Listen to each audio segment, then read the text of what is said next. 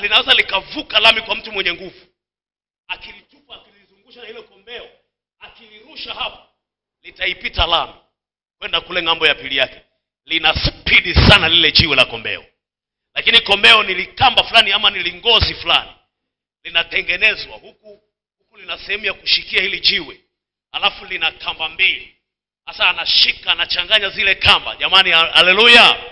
Wale ambao mliolielewa kombeo, huku akiwa mkono mmoja huku ndani ya mkono ameshika ule mpini, lakini huku nyuma kwenye vidole, mbele ya vidole ameshikilia kule ambako anataka kwenda kuachilia. Jamani, haleluya! Akilizungusha, akitupa lile jiwe, linaenda mbali sana. Haleluya! Ndiyo silaha aliyoitumia Daudi kumuua Goliath, ambaye alikuwa ametishia, ambaye alikuwa anatukana majeshi ya Mungu. Biblia inasema kwamba akalizungusha lile kombeo, akamwambia, mimi hautaweza kunijia na mkuki na fumo, bali mimi ninakujia kwa jina la Bwana wa majeshi, Mungu wa Israeli, unayewatukana majeshi yake. Alivyolizungusha, alitupa. Biblia inasema akatafuta mahali, lile jiwe likaenda likitafuta mahali. Jamani, haleluya!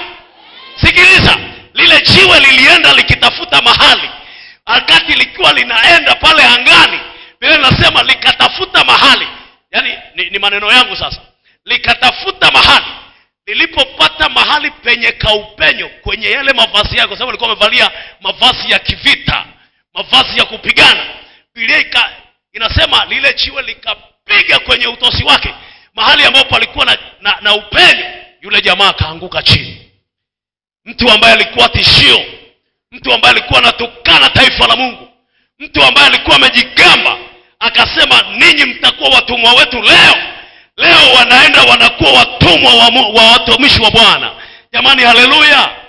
Sikiliza niwaambie, kuna watu wengi ambao wanaodhania ya kwamba wewe baada ya kuokoka utarudi tena kwenda kuwatumikia. Lakini nataka nikuambie leo, baada ya kuliamini hili jina la Yesu Mwokozi, badala ya kwenda kuwa watumishi wao wanakuwa watumishi wetu kwa jina la Bwana wa majeshi. Biblia inasema Daudi akalizungusha. Hebu sema akalizungusha. Alipolirusha lile jiwe, yule Mfilisti akaanguka. Sikiliza nikwambie, mavazi aliyokuwa amevalia yule Goliath yalikuwa sio mavazi ya kupigwa na jiwe alafu afe. Umeelewa? Ni mavazi ambayo ukisoma Biblia ni mavazi ya ajabu. Hebu twende tukayasome alafu uyaone mavazi haya ambayo alikuwa amevalia Sauli, alafu tuendelee. Jamani, Bwana Yesu asifiwe. Wateule, haleluya. Mavazi aliyokuwa ameyavalia Daudi, huyu Sauli, ambaye alikuwa anapigana na majeshi ya wana wa Mungu. Sikiliza hapa. Hiyo 17 hiyo tuliyosoma. Nitasoma kwa haraka alafu uangalie vitu ambavyo Sauli alikuwa amevalia na uzani wake, yale mavazi na mikuki yake. Biblia inasema, ndipo akatoka shujaa katika kambi ya Wafilisti aliyeitwa Goliath, na wakali ambaye urefu wake ulikuwa mikono 6 na shibiri. Mnaelewa mikono 6? Mikono 6, yani ina maana ni kama vile Nuhu alivyokuwa anaambiwa pima mikono mingapi. Yani ina maana mkono mmoja ni mita 1. Unafahamu mita? Yani mkono mmoja ni mita nzima. Yani tuseme kwamba mkono mmoja unashikiwaga mtu kutoka hapa katikati ya mtu kuja hapa, kama huu mkono wangu. Sasa huyu jamaa hapa urefu wake ulikuwa ni hii mikono yangu, usimamisha hapo juu mikono yangu kuanzia hapa, kuanzia pale chini, mikono 6 kwenda hapa juu. Amefikia wapi? Alikuwa amefikia wapi ukijaribu kufikiria? Hili jamaa lilikuwa limepanda sana, si ndio? Wateule, Bwana asifiwe. Biblia inasema alikuwa na chepeo ya shaba kichwani, tena amevaa dirii ya shaba, na uzani wake ile dirii ya shaba ulikuwa shekeli 5,000 za shaba. Menelewa Tena amevaa mabamba ya shaba miguuni mwake, naye alikuwa na mkuki wa shaba kati ya mabega yake, na mti wa fumo lake ulikuwa kama mti wa mfumaji, na kichwa cha mkuki wake kilikuwa shekeli 600 za chuma uzito wake. Na mtu aliyemchukulia ngao yake akamtangulia. Shekeli yani kilo, yani tuseme ule mkuki tu wenyewe kwa mtu tu wa kawaida ulikuwa uwezi kuubeba. Ulikuwa mzito. Mavazi yake alikuwa amevalia kichwani, kifuani, pamoja na miguuni pake. Sio vitu ambavyo ulikuwa unaweza eti ukasungusha jiwe alafu ukatupa eti likaenda likampiga akafa. Menelewa ndugu zangu? Lakini Biblia inasema kwamba kwa sababu Daudi alikuwa na jina lipitalo majina yetu, tumejifunza asubuhi ya leo kwamba wala hakuna jina jingine tulilopewa chini ya jua limpasalo mwanadamu kuokolewa kwalo ila jina la Yesu. Daudi kwa sababu alikuwa na hili jina pekee la Yesu, Biblia inasema akalitumia jina la Yesu. Jamani, haleluya! Alipolitumia jina la Yesu, alipomwendea huyu Filisti kwa jina la Bwana wa majeshi, yule adui alianguka chini. Sasa nikwambie, Daudi sio lile jiwe lilimuua Goliath, bali kilichomuua Goliath ni lile jina, ni ile nguvu iliyokuwepo ndani ya lile jina. Alipotupa likana ile nguvu ya jina, likamwangusha adui chini. Haleluya! Sikiliza nikwambie, utakapotambua ya kwamba umebeba jina lipitalo majina yote, na kuambia hakuna mlima wowote utakaoweza kusimama mbele yako. Maana wakati utakapolitumia jina hili lililopita majina yote, mambo yote yatakaa level. Jamani, haleluya! Ndio, ni lazima uelewe, haitakiwi wala haijatosha uanze kulia na kuanza kukaa kama mtu yatima usiye na baba. Tunaye Baba wa mbinguni ambaye tukimwamini mchana wa leo, na kuambia watakatifu wa Bwana, nataka nikuhakikishie, ukiwa na hili jina la Yesu kwa uaminifu, umelitunza jina la Yesu Kristo, unapaswa ukilitumia katika yale yote unayoona kama Goliath mbele yako, lazima Goliath aanguke. Jamani, haleluya! Ni Goliath gani amesimama mbele ya maisha yako? Nataka nikuulize swali, ni Goliath yupi aliyosimama ndani ya maisha yako ama mbele ya maisha yako, anayekuzuia kufikia ndoto zako? Sikiliza nikwambie, tumia jina lipitalo majina yote, jina la Yesu lilopewa, maana katika jina hilo tunapokea mahitaji yetu. Katika jina hilo tunaokolewa. Katika jina hilo wanafunzi wanashinda mitihani. Katika jina hilo wafanya biashara wanapaa. Katika jina hilo wagonjwa wanainuka. Katika jina hilo watu wanainuliwa viwango vya juu.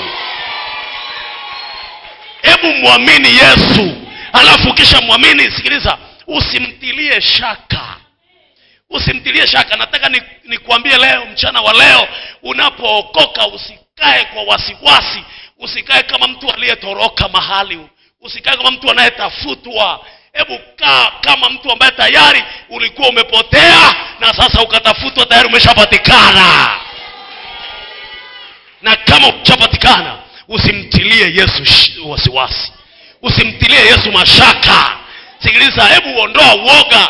Kemea huo uoga ambao unaokushika wakati unapoingia katika jaribu. Unalo jina pekee lipitalo majina yote. Kwa jina hilo nenda nalo. Jamani, haleluya! Kwa jina hilo nenda nalo popote, alafu kalitumie hilo jina, utaona mafanikio yake. Lakini kanuni ya kukaa ndani ya hili jina halafu na kulitumia kuleta matokeo, lazima cha kwanza uwe mtakatifu. Jamani, amina? Cha kwanza lazima ufanyeje? Lazima uwe mtakatifu. Biblia inasema kama yeye aliyewaita alivyo mtakatifu, nani iweni watakatifu katika mwenendo wenu wote. mlioupokea kwa baba yenu wa mbinguni, kama yeye aliyewaita alivyo mtakatifu.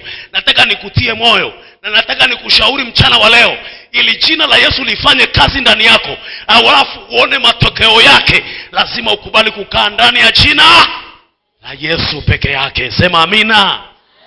Lazima ukubali kukaa ndani ya jina la Yesu. Ni kwa nini leo nataka tuangalie tatizo la Wakristo leo? Ni kwa nini baadhi tunalia leo? Ni kwa nini baadhi tunateseka leo? Ni kwa nini baadhi leo hatulali usingizi manyumbani kwetu? Ni kwa nini baadhi leo tunasikia mawengewenge katika maisha yetu leo? Ni kwa sababu wakati mwingine umeliacha jina la Yesu. Wakati mwingine umelitilia mashaka. Yesu hapaswi kutiliwa mashaka. Na kama unataka kuelewa jinsi ambavyo Yesu hataki umtilie mashaka maishani mwako, angalia wakati akiwafuata wanafunzi wake zamu ya 4 pale baharini. Biblia inasema alipokuwa akiwasogelea, wakamwangalia wasielewelewe, wakasema ni mzuka. Wakasema huyu ni kivuli, huyu sio yeye. Biblia inasema kwamba Yesu alipokuwa akiendelea kuwasogelea, akawapungia mkono, akawaambia msiogope, ni mimi. Jamani, haleluya! Msiogope, ni mimi. Soma Biblia. Biblia inasema alipokataa kuamini Tomaso, Biblia inasema ikamlazimu Yesu awatokee tena kwa mara ya pili. Alikuwa ameshawatokea, akawaambia amani iwe kwenu. Wakakaa naye. Ametokea wakati nyumba milango ikiwa imefungwa. Biblia inasema kwa hofu ya Wayahudi walikuwa wamejifungia milango. Milango ilikuwa imefungwa yote, madirisha. Wakaona Yesu huyo hapo katikati yao. Alafu akawaambia amani iwe pamoja na ninyi. Jamani, haleluya! Saa hiyo Tomaso alikuwa hayupo. Alipokosekana Tomaso, Biblia inasema Yesu alikuwa ameshaondoka wakati Tomaso akija. Wakamwambia Tomaso, tumemwona Bwana. Akakataa kabisa, akawaambia hapana, sio Bwana. Hamkumuona nani? Yesu. Unajua kuna watu ambao wakitokewa na Mungu hapa wakishuhudia hapa mbele, wengine wanasema sio Bwana. Wengine wanakataa kuamini kabisa. Sikiliza, huu ulikuwa ni ushuhuda wa watu. Wanashuhudia jinsi walivyomuona Bwana. Leo hii tunawezaje kumuona Bwana katika maisha yetu? Je, ashuke kama alivyokuja nyumba milango na madirisha yakiwa yamefungwa kama kipindi kile akiwatokea mitume? Leo Yesu anakujaje katika maisha yako? Leo hii Yesu, nasikia mnasimama hapa mbele na waona watumishi wa Bwana mnasimama, mnashuhudia jinsi ambavyo Mungu amewaponya, jinsi ambavyo Mungu ametembea pamoja na ninyi, jinsi Mungu alivyowatetea katika mitihani, jinsi ambavyo mmepandishwa kwenda viwango vingine. Nasikia mnashuhudia hapa, shuhuda lukuki. Mmenielewa? Wakati ukisema nimemwona Bwana katika maisha yangu, unakuwa umemwona Bwana kivipi? Unakuwa umemwona Bwana kama wanafunzi milango ikiwa imefungwa, madirisha na milango, ama unamwona Yesu kivipi maisha yako? Ndani ya maisha yako unamwonaje Yesu? Jamani, haleluya! Na wakati huo maswali kama haya nayokuuliza ndio hayo yanayotesa baadhi ya Wakristo leo. Wakati mtu anaposimama anashuhudia nimemwona Bwana, wanasema Bwana yupi? Mbona mimi sijamuona tangia nimeokoka? Usijue ya kwamba kwa msimamo wako wa kinyonga, yani maisha yako ya kinyonga, leo uko blue, kesho uko mwekundu, kesho kuto uko njano, kesho kuto uko kijivu. Yani hayo ndio yanasababisha usimuone Yesu.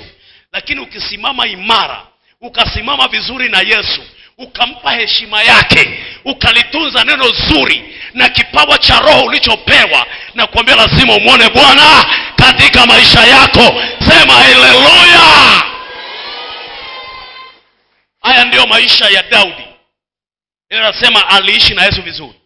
Biblia inasema akamwendea, akamwambia Bwana wangu, sikiliza, nilipokuwa kule nyikani nachunga kondoo za baba yangu, dubu wakija ama simba wakishambulia kondoo, mimi huwa naenda namshika yule simba, napigana naye. Nikiona namla yule kondoo anazidi, nashika zile ndevu, halafu napambana naye, napasua makanwa yake, namtoa yule kondoo akiwa ameshikwa kwenye makanwa yake. Naenda nashika yale makanwa huku na huku, napanua, kondoo anatoka. Ndivyo Bwana alivyonitetea. Biblia inasema Sauli akasikiliza vizuri, Kaambia lakini mbona wewe ni kijana na kuona kijana mdogo sana? Kaambia sikiliza bwana, Mungu aliyetembea na mimi kwa wale jangwani akanisaidia, nikamnyang'anya simba kondoo kinywani mwake. Huyu Mfilisti ni mtu mdogo sana ndani ya uweza wa Bwana. Nataka nikuambie mchana wa leo, hilo jaribu lako ni dogo sana mbele za uweza wa Bwana. Bila anasema Sauli akafurahi, akamwambia Daudi, enenda na Bwana awe pamoja. Sasa wewe ni Daudi sasa na kunyooshea mkono. Enenda na Bwana awe pamoja nawe. Sikiliza, ninakuomba usiku wa leo, kama ni wewe unayenituma nikapigana na wale wa Midian. Sikiliza, natoa ngozi pale kwenye kiwanja pale. Tunaona kile kiwanja kina majani pale nje. Ninatoa ngozi yangu pale ya mbuzi, si ya ng'ombe. Alafu hiyo ngozi isiloe kabisa, lakini huko kwingine kote kujua umande wa kutosha. Kama ni wewe. Bila nasema akatoa, akarudi magotini, akaendelea kushandalize mbele za uweza wa Bwana. Bila nasema kukaamuka, akaenda akakuta ngozi kavu kama mfupa.